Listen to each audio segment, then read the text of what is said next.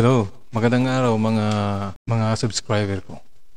Today guys, imo-model natin ang isang turn tank proposal. Mayroon akong nagawang bahay. Kailangan ko na lang ng cistern tank. Wala pa akong design nito. So ito, magdi-design tayo ng cistern tank. Imo-model natin ito sa start.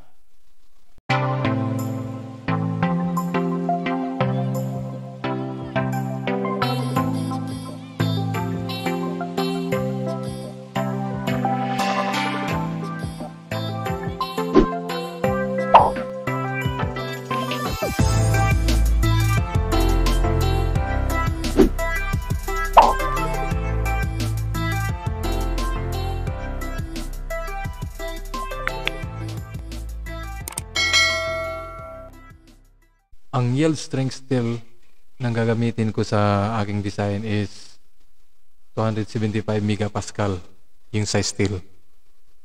Tapos yung concrete ko naman is 20.68 megapascal yung niya, E'. Concrete density is 24 kilonewton per cubic meter. Tapos yung water natin, assume natin 9.81 kilonewton per square meter. Tapos, soil bearing capacity natin is 100 kilonewton per square meter. Soil density is 18 kilonewton per cubic meter. So ito yung itsura ng aking cistern tank underground. Ang height niya is 1.8 meters mula dito sa top ng coating niya. So sa plan naman niya,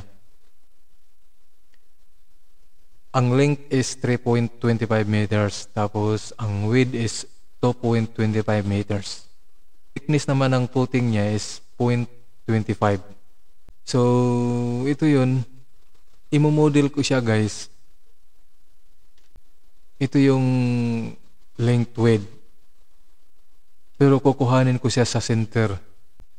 Ang thickness kasi ng wall nitong cistern tank is 0.25 meter. So kung sa center line ako, itong 3 to 50 magiging na lang yan. Ito, ginawa ko na dito 3 meters by 2 meters. Ito ang i-input ko dun sa stud. So sa center ko na siya kinuha. So magiging 3 meters by 2 meters, tapos 1.8 meters pa rin ang height. So finish. So lang, ito X ko lang to, tapos mag-assign lang ako ng node. So 3 by 2 ang layout natin. Ito yung 3 meters by 2 meters. So itong node, imumove ko to pa kanan ng 3 meters sa X direction. So unahin ko muna pag-model yung side wall. So ang side wall natin is 1.8. Dito ko lang So i-move ko siya, kakopy ko pala siya ng 1.8 pataas sa Y. Since in meter tayo. So gagamit tayo ng plates guys sa pag-model nitong mga walls ng cistern tank natin. So pwedeng ito generate surface missing. Mayroon din ito sa geometry. Generate surface missing. So, ko lang. So, ang gagamitin natin is quadrilateral meshing.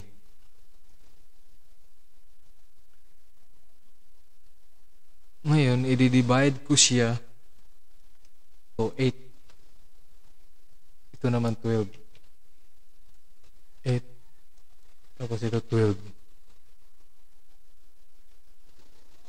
So, apply ko lang. Yun. So, ito na yung side wall ko sa ano. Nandito yung 0, 0 natin eh. So, itong wall na to, ikakopy ko na lang to. Ikakopy ko siya ng 2 meters along J. So, copy paste plates sa G ng 2 meters. So, yun. Ito na yun. So, kung titingnan natin dito,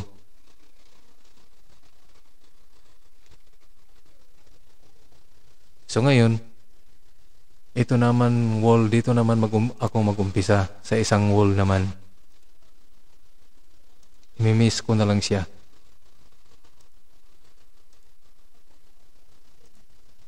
Yeah. So, ito naman, divide ko siya ng 8 lang. So, pareho lang silang 8. 8. 8. Yun. So, view natin sa top. Itong wall na to, ikakopy ko na naman siya papunta rito. Ng 3 meters ang distance. So, copy. So, X direction ng 3 meters. So, yun. Tapos na yung mga wall natin. So, wala pa yung cover natin sa top at yung slab. So, isunod natin yung slab sa baba. So, isisilik muna natin yung mga nodes. Tapos, new view. So, ito yung mga nodes na yun. So, mag-surface missing na naman ako.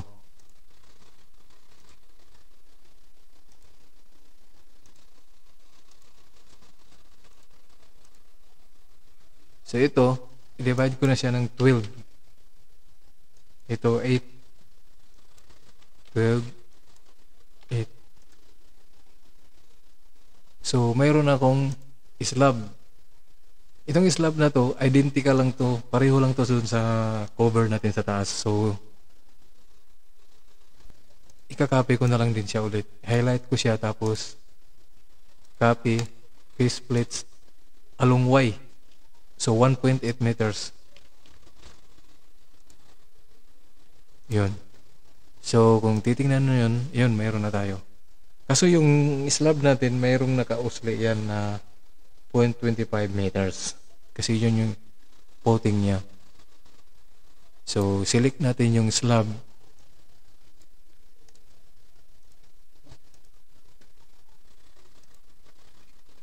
So, kung mapapansin mo, ito, 0.25 meters yan. So, kukopya na lang natin yan. Copy, paste plates. Gamitan natin ng reference point.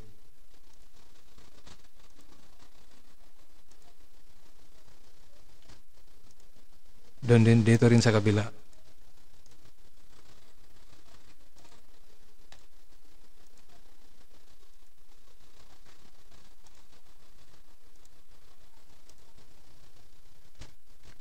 Ito kasi yan, guys. Itong naka-usli na to. Ito yan. So, sa gilid din.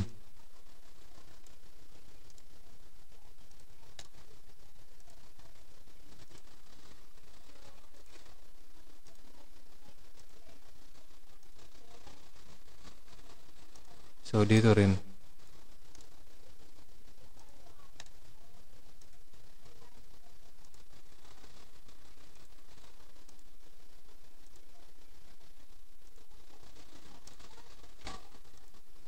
So, titingnan yung buong structure. So, ito na yun.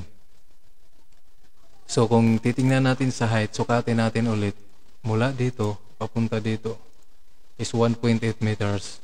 Tapos dito naman, papunta dito, is 3 meters. Tapos, yung width niya, ito, 2.5, pero kasama yung nakausli. So, kung dito lang yun manggagaling, so 2 meters. Ngayon, pupunta na tayo sa general properties. Ang thickness ng slab natin is slab, wall, at yung cover sa itaas, pareho lang 0.25 meter. So, dito tayo guys, 0.25. So, i-assign na natin. Ngayon, mayroon pa tayong yung slab natin dito sa taas.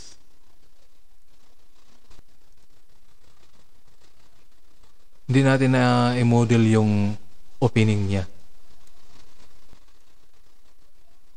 So, siyempre, yung opening niya, ang diameter niyan is 600 mm sa gitna mismo ng slab. So, yan ang next natin gagawin. Select natin yung slab sa taas. Isolate natin. So, ang gagawin natin, siselect tayo ng mga plates sa gitna. Ito.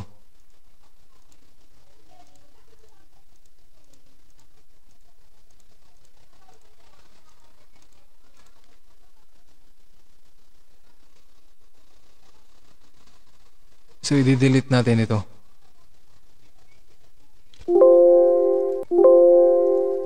Pagka-delete ko, maglalagay na lang ako ng panibagong slab dyan na may opening na. So, ang gagamitin nating command dyan sa paglagay ng slab na may opening ay yung structure wizard. So, i-run natin yung structure wizard. Punta tayo dito. Ang unit natin is in meter pa rin tayo. So, meter pa rin ang unit. Punta tayo dito. Gagamitin natin itong polygonal plate. So, i-input natin dito yung mga points niya. Pero, yung origin natin, cancel ko muna.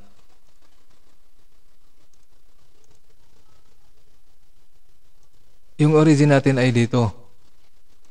Itong point na to sa baba. Kumbaga sa itong box na tong nagawa natin, andito sa pinakababa yung origin natin. Kung makikita natin 0, 0 yan. So pag nag-i-input tayo ng mga points noon, halimbawa galing dito, so ito yung magsisilbing y-axis, g-axis naman, then x-axis. So automatic, yung y natin noon is constant na 1.8 meters. Kasi 1.8 meters tong elevation na tong So 1.8 meters na yan.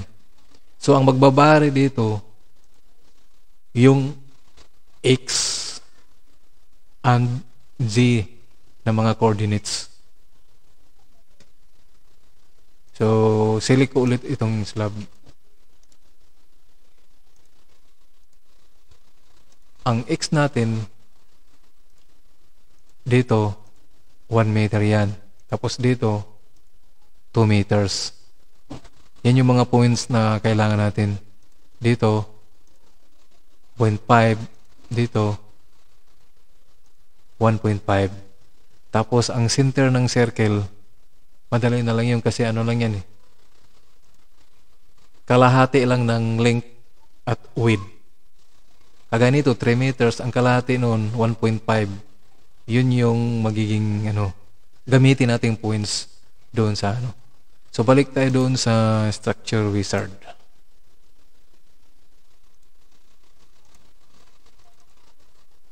So, dito, ito ay magiging 1 meter. Tapos ito, constant 1.8 na yan. Tapos ito, 0.5.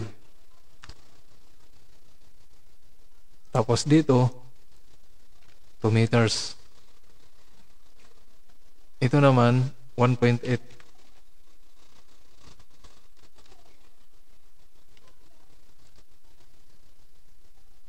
Tapos ito, 0.5 pa rin. So makikita nito guys, napupurma na siya.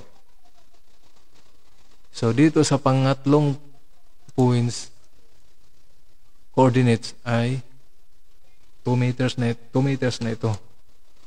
Ito na natiling 1.8. Tapos ito, 1.5 na.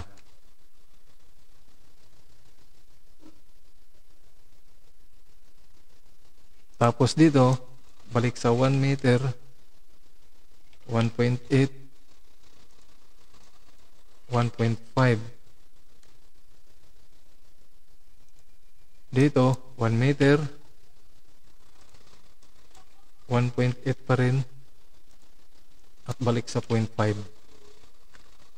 So, mayroon na tayong square. Kasing size to nung square na, yung slab na kinat natin doon.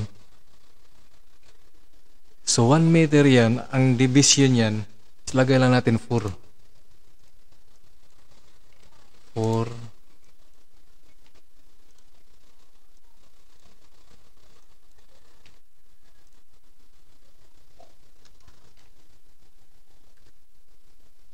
So, naporma na yung square.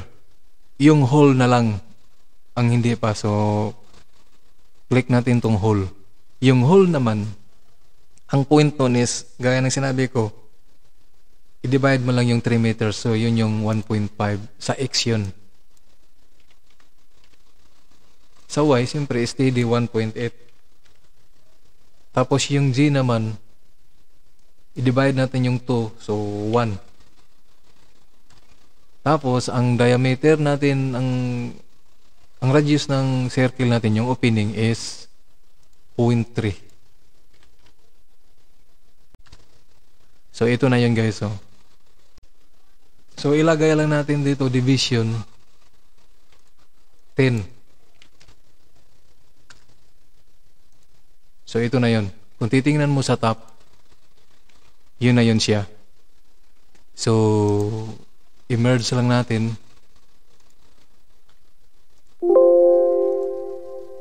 So, ito na yun guys. Yung opening natin. Yung opening natin, mapapansin mo, yung circle natin,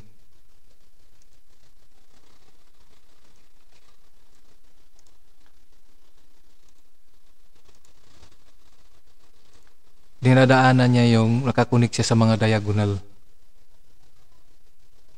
para maiwasan yung diagonal cracks pag may mga openings. Hindi pwede yung mayroon kang, halimbawa ito, slab, tapos i-layout mo lang yung circle dyan. Hindi pwede.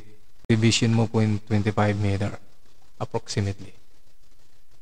So, tapos na tayo sa model natin. Check na lang natin yung ulit yung thickness. Tingnan natin, select missing property. Ito. So, select mo lang dyan. Assign to view na lang. Yan. So, ang sunod natin is yung support natin. Ang allowable soil bearing capacity ko dito is 100. And ang allowable settlement ko is ano lang, half inch. So, ang subgrade modulus ko dyan is 8,000. So, select ko to guys, foundation, elastic mat, Y direction, and then 8,000 yung subgrade modulus ko. Add. Then, i-assign ko siya dito. Select ko lang yung mga nodes. Then, assign to selected nodes. So, okay. Mayroon na tayong voting. Dito naman tayo sa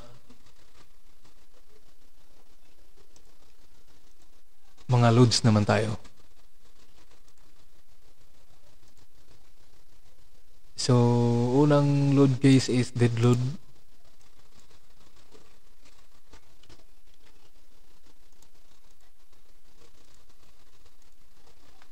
Siyempre, self width. Add mo lang self width.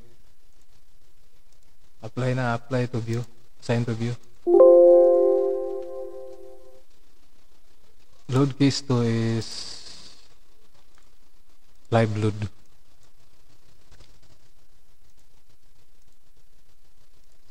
Live load ko dito is yung yung water. So, titingnan muna natin yung local axis orientation ng ating wall. Gusto ko kasi yung J direction is pa-outward. So, titingnan ko muna natin. Select plates parallel to XY. So, itong dalawa muna ang titingnan natin. So, kung i-activate natin yung local axis, shift T lang.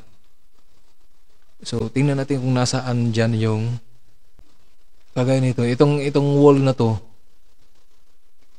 itong G niya, nakaturo palabas.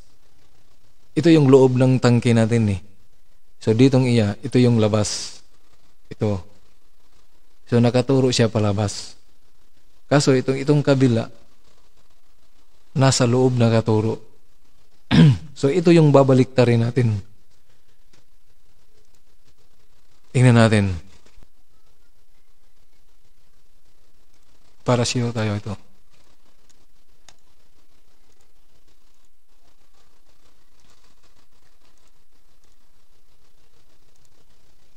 So, kita natin yung G nakaturo papunta doon. Kung titingnan natin sa top, nakaturo dito sa loob. Dapat ito nakaturo sa labas. Babaliktarin natin. So, sa top tayo, select natin to. So, papansinin nyo, nandun nakaturo, no? Sa loob. Ito sa labas. So, command, dito tayo sa plate reference point. So, ang ating reference point na 00, dito yun. So, para ito bumaliktad, papalayo sa reference point. So, ito yung i-click natin. Away from reference point. Kasi ang direksyon niya, palayo eh. So, assign to selection. So, yun, ayan. Bumaliktad na siya. So, select plates along YG.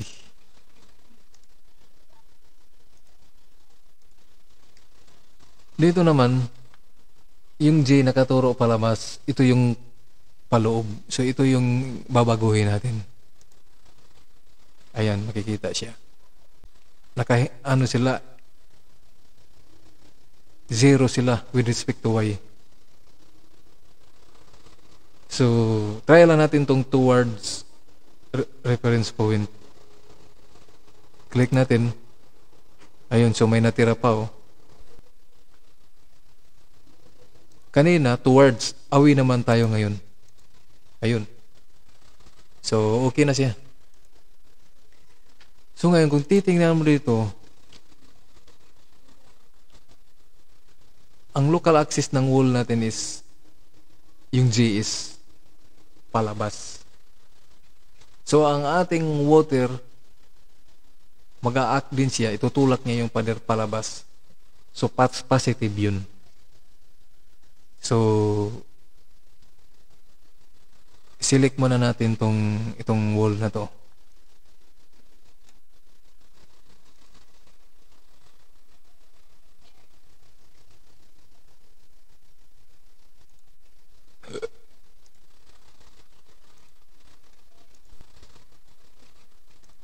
Select natin itong top slab.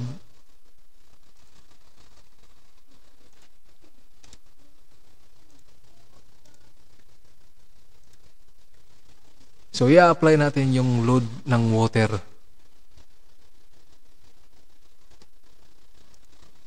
Ang pressure ng water natin is, yung water natin is 9.81 times height. Ang height natin is 1.8 meters. So, 9.81 times 1.8. is equivalent to 17.7. 17.7 guys. So, click mo dito sa live load, then add, then dito tayo sa plates, plate load, then select hydrostatic, then select plates. Isi-select natin itong mga plates. It's done. So, dito ngayon papasok yung W1 natin is yun yung pressure sa baba. Tapos yung W2 sa taas. So, yung sa taas, magiging 0 na yun.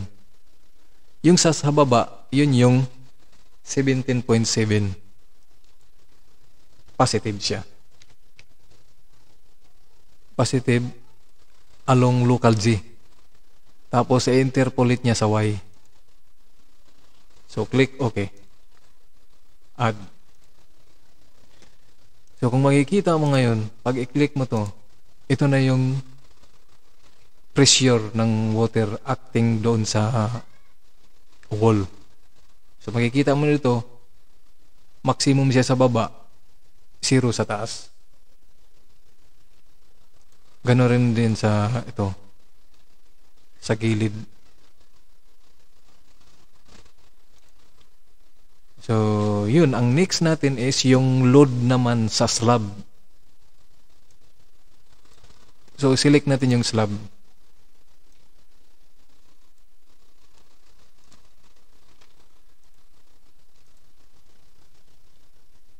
Pero, hindi kasama tong nakausli sa labas ha. Ito. Yung sa loob lang. Ano bang ano nun? Yun ay 2 meters by 3 meters lang. So, kung isusukatin natin yan, mag-uumpisa yan dito eh. Yan yung 2 meters. Tapos dito rin, umpisa rin dito yan. 3 meters. So, ibabawas natin tong mga mga nakausli. So, select natin tong slab na to, itong mga plates na to. Tapos, select to. So, ito na yun. Sukatin natin 3 meters. Dito rin 2 meters. So, add, load, plate loads ulit. Yun ay pressure on pole plate na. Hindi na hydrostatic. So, ang pressure doon is 9, yun pa rin 17.7 kilonewton. Pero negative siya. Pababa siya. So, negative 17.7. So, sa GY na. Add. So, makikita natin kung i-click natin to, tapos i-apply natin dito sa slab na to. So, yun yung load acting downward. So, yan yung guys. Karoon tayo ng pangatlong load case detail. So, ang pangatlo niyan is add tayo. Lagay natin dito soil. Ang title niya, kahit ano lang, soil outside.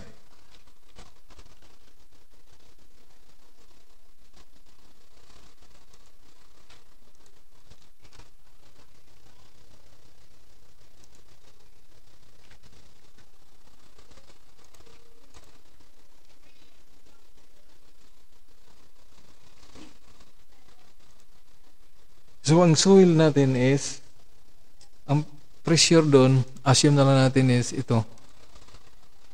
Soil pressure is 7.2 kilonewton per square meter. So, kagaya ng kanina, sisilik natin yung mga slab.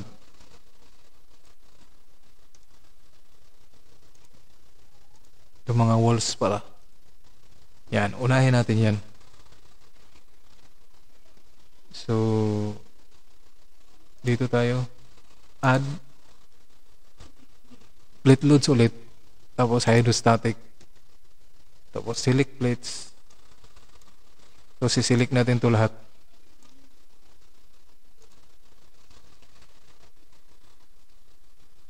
So ang assumption natin to 7.2 no. 7.2 nag-a-act siya paloob na. Hindi kagaya sa tubig. Opposite siya sa tubig ganun eh. So ang tubig natin kaya na nilagay natin positive. Ngayon, ang ilalagay natin dito sa soil, acting siya opposite direction to water. So negative siya. So negative 7.2. Negative 7.2. Interpolate Y, acting local G.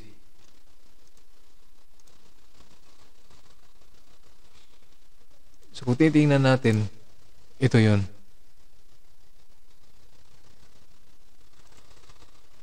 Yun yung load natin.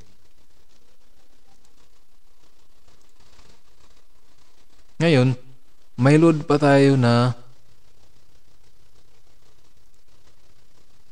itong slab na to. Sa labas. So may lupa yan eh. So add ulit tayo. Pero i-select muna natin yung mga slab na yun. Yung kailangan lang.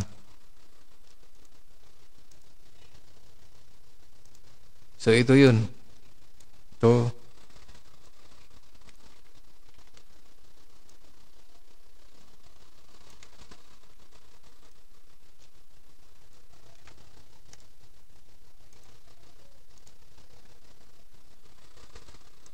So yan yun. So add plate loads pole siya.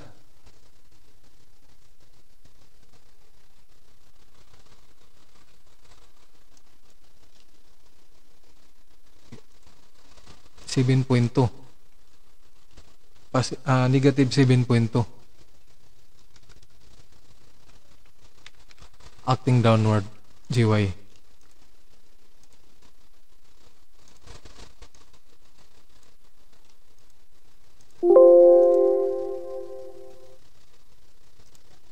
So yan yun.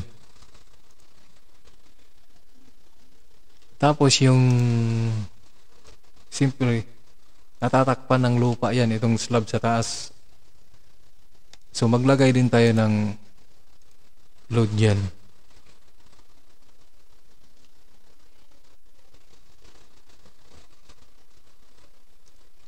Ang height yan sa mga maglagay lang tayo ng 2.5. So add plate loads negative 2.5 downward. So yan, acting yan dito sa slab na to.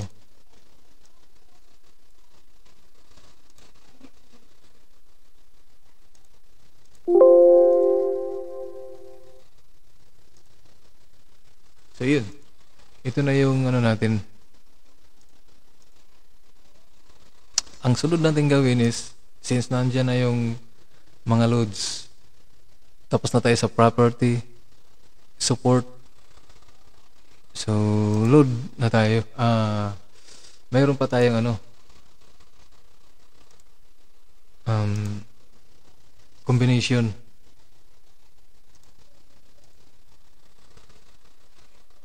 Auto load combination tayo guys. Kahit itong ECI na lang.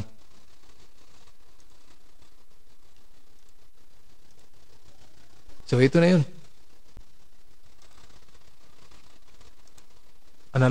Perform analysis. Run natin.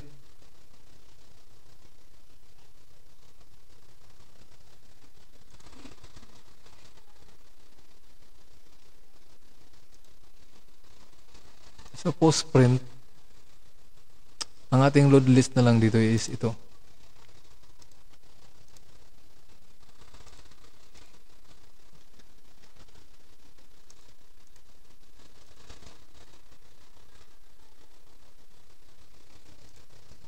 So, punta na tayo sa design. Concrete. Ang concrete natin is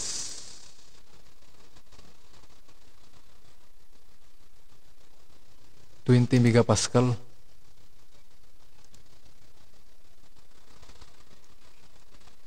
$20,680. 2680.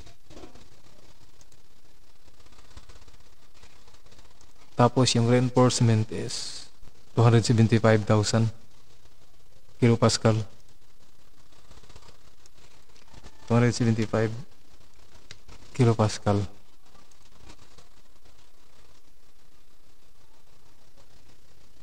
So, yan lang guys.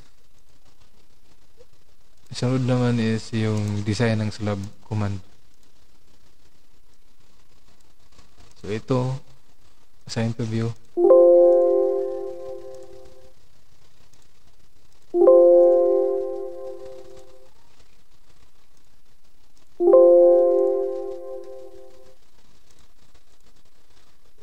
Run analysis.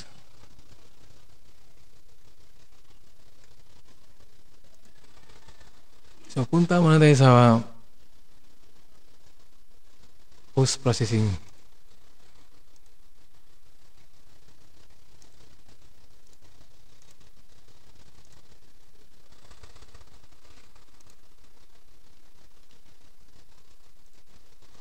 Select natin yung slab.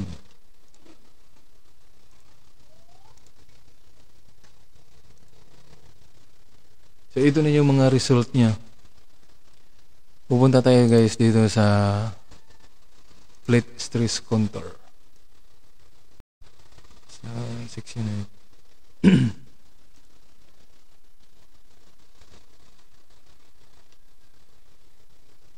Okay. Result. Hanapin natin yung base pressure. So, ito yung mga itong load combination, yung number 4.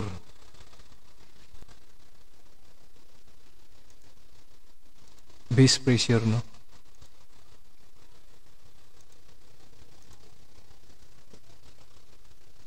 So, makikita na dito 30.8. Dito naman 30.3. Sa 5,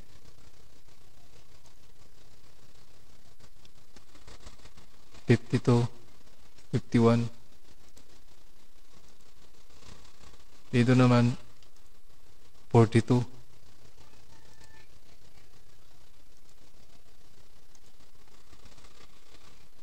$26 lang.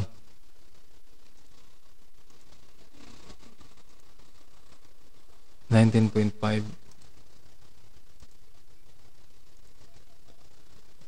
So, wala siyang ang ating allowable bearing capacity guys is 100 kilonewton per square meter.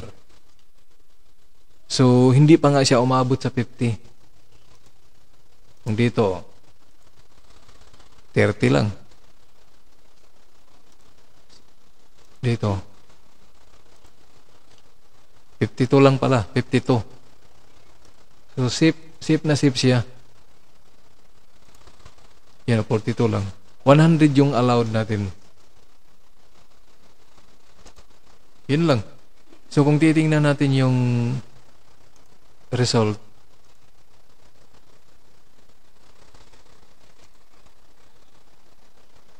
makikita nyo guys, minimum lang siya. Minimum steel requirement. 3,000 PSI lang yung concrete. 0.25 meter lang thickness. So, ang concrete covering niya is 20 mm. So, ang steel natin is 275 megapascal. So, nakita natin ngayon na yung cistern tank natin, SIP pala yun na sa 0.25 na thickness. Pwede pa na natin siya palang panipisan. Pwedeng matry natin na 0.2 meter lang sa ganon. So, yun lang guys ang pag-model ng ating tank with opening, kung paano mag-model, tapos mag-apply ng design. Although may mga ano pa naman, ACI lang ang ginamit kong ano doon. So, pwede niyo gamitan ng ibang code. Pero ang importante, may model nyo yung underground water tank. So, yun lang. Thank you for watching. Please don't forget to subscribe, like, and share our videos. I-hit na rin niyo yung notification bell para pag nag-upload ako ng mga kung ano-ano pang mga videos natin, ma-notify kayo. So, thank you sa inyo sa oras ninyo.